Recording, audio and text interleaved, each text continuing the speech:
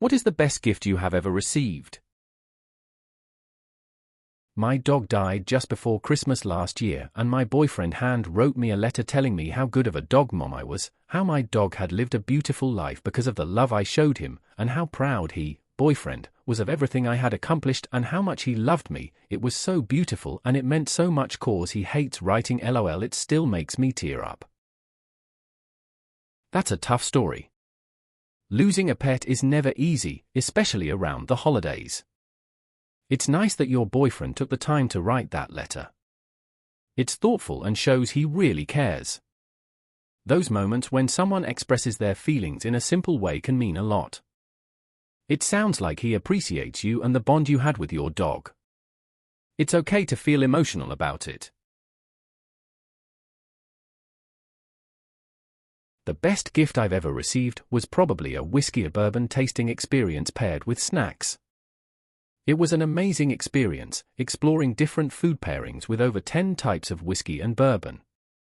Of course, I don't remember the last one, for obvious reasons.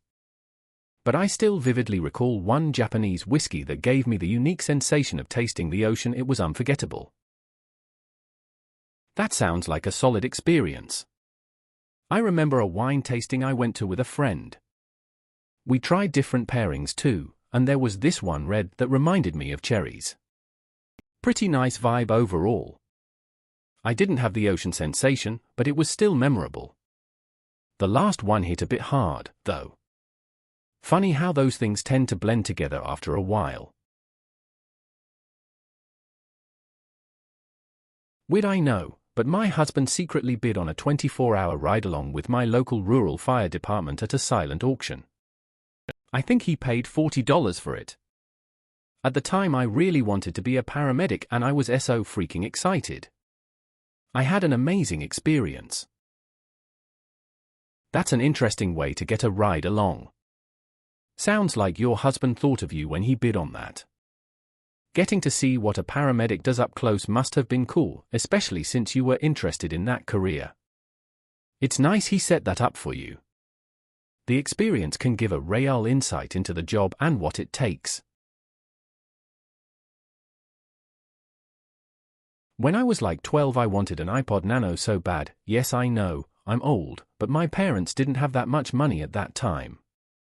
So when Christmas came, I got an iPod and I was the happiest girl in the world. Turns out my dad worked extra hard to get me one.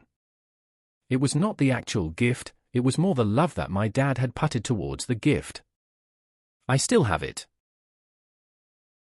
That's a nice story. It really shows how much effort parents put into making their kids happy. Getting the iPod meant a lot, but it was more about the love behind it. It's cool that you still have it. Those memories stick with you. Motherhood.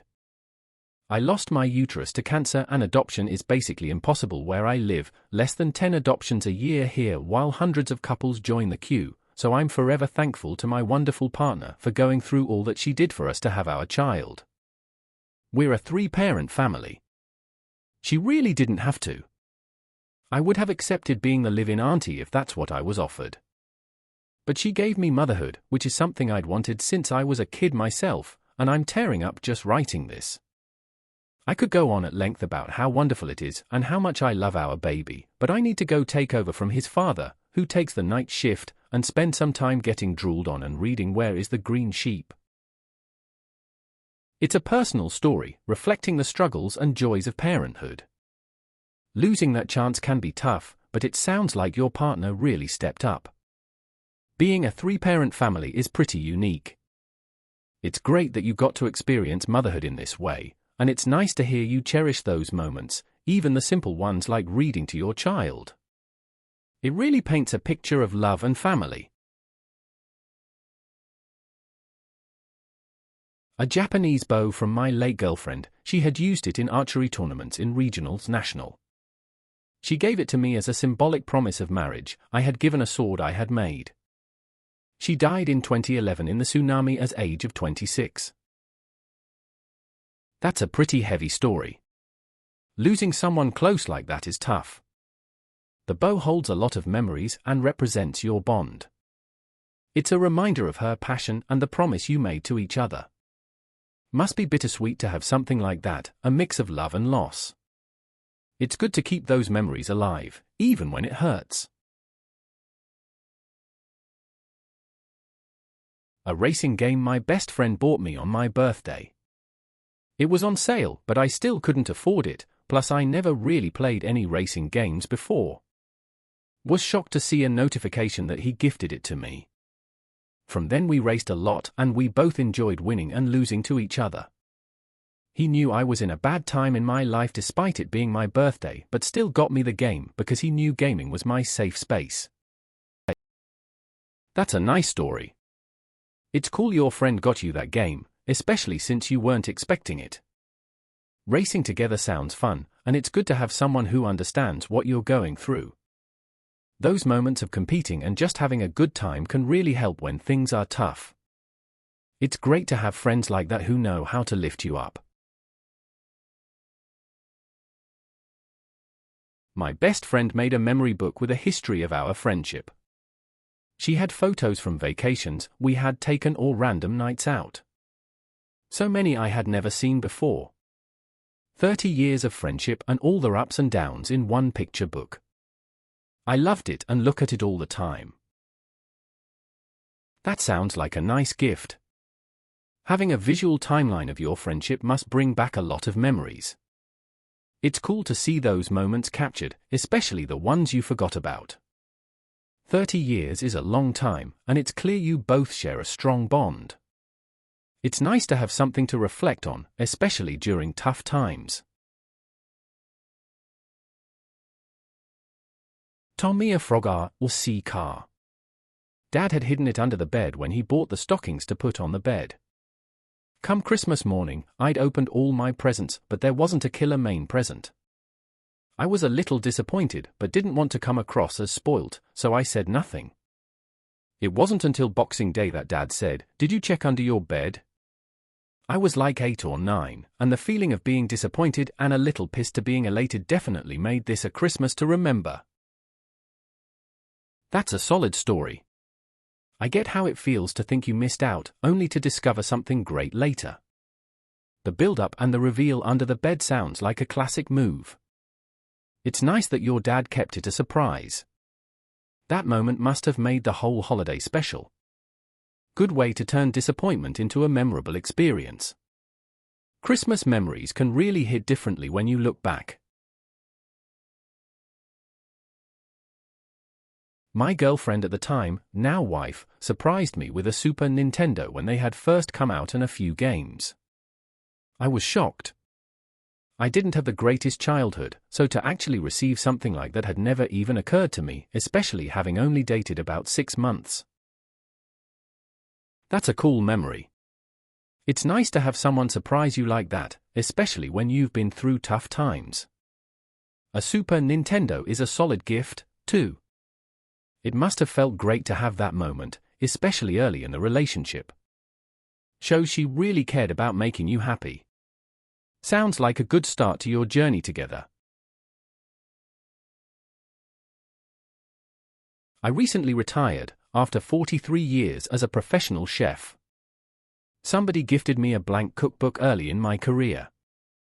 Don't remember who. It's pretty full of incredible recipes. Many that I've forgotten about. It's the best gift ever. That's cool, sounds like that cookbook has a lot of memories. I bet it's interesting to look back at all those recipes and reflect on your journey. It's nice to have something like that to remind you of your time in the kitchen. Plus, it must feel good to know you have a collection of your work. Retirement's a new chapter, and that cookbook seems like a perfect companion. The book The Pianist, by Władysław Szpilman, it's the one they made the movie about. I always wanted to read it, but I couldn't find the book because it wasn't being published for years. My ex found it somehow and got me as a birthday present. She later got it from me to read it, never gave it back to me because we broke up while the book was with her. That's a bit unfortunate. It's tough when something meaningful gets caught up in a breakup. It's like a little piece of you disappeared with the relationship. I guess it makes the story of the book even more special, having that connection. Maybe one day you can get another copy and finally read it. Sorry that it only bought a few days' groceries. Seriously though, that's awesome. When my mom moved up here, my uncle and I went around getting them all the little things, like a trash can, trash bags, vacuum, sponges, etc. That's nice of you to help out. I remember when my friend moved into her new place, and we went shopping for all the essentials. We ended up getting a bunch of random stuff like a shower curtain and dish soap. It was a fun day, just hanging out and setting up her new space together. It's cool to help friends settle in like that. That's cool. I had a friend who used to buy me games all the time. I appreciated it, but I also felt bad that I couldn't return the favor. I think he felt he owed me even though he didn't owe me in any way, and I think what I gifted him caused him more trouble than it was worth. At least last year, I had some spare cash, so I sent him a game he was debating buying. Also, what racing game? Sounds like a solid friendship.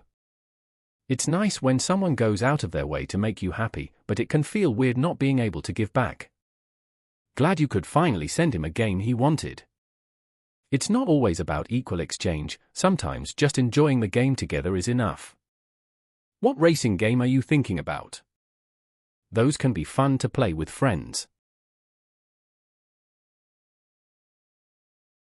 Please consider subscribing if you enjoyed. Love.